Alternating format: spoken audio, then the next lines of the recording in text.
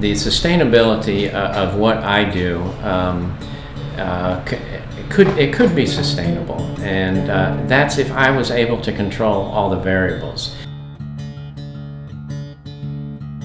What are the greatest risks to my business? And if I'm out on the water and ask that question, I'll turn around and point to one of the developed islands, their septic system, or their golf course.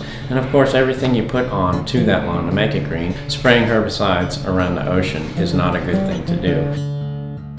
One of the worst ones in our area is the larvicide sprayed for mosquitoes. So there's just so many decisions that are being made locally that are wrong and just plain do not take into the account that everything on the coast that we put in our yards goes into the ocean almost immediately. And I don't see that turning around quickly enough.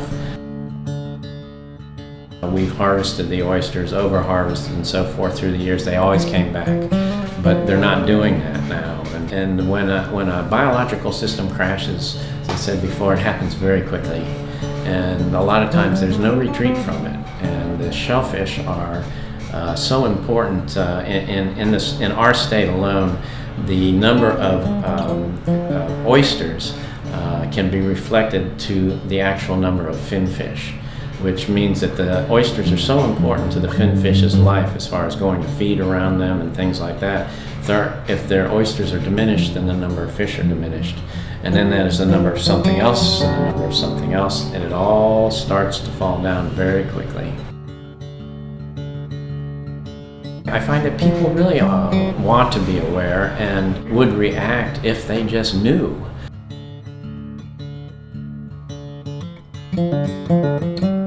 As far as the community supporting us there, the buy local movement has been very, very strong.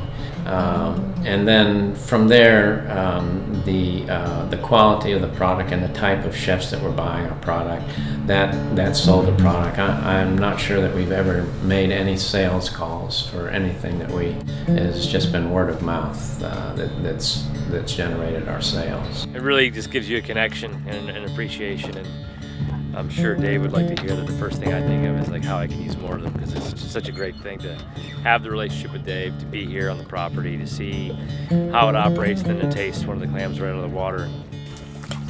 This is the other guy? Yeah, this is the young one.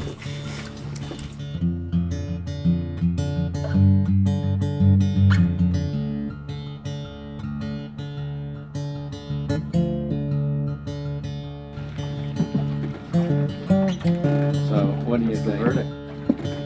He's saying that's more tender. Mm-hmm. Yeah.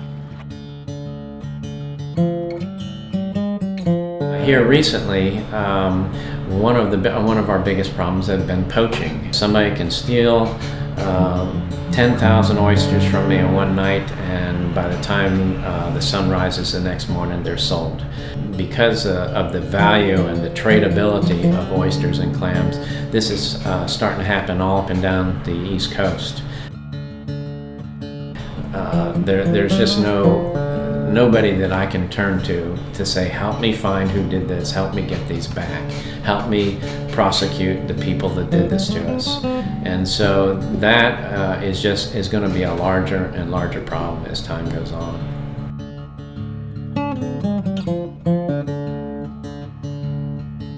If my goal was to build a business to turn over to my grandchildren, then I would not be confident that I would be able to succeed.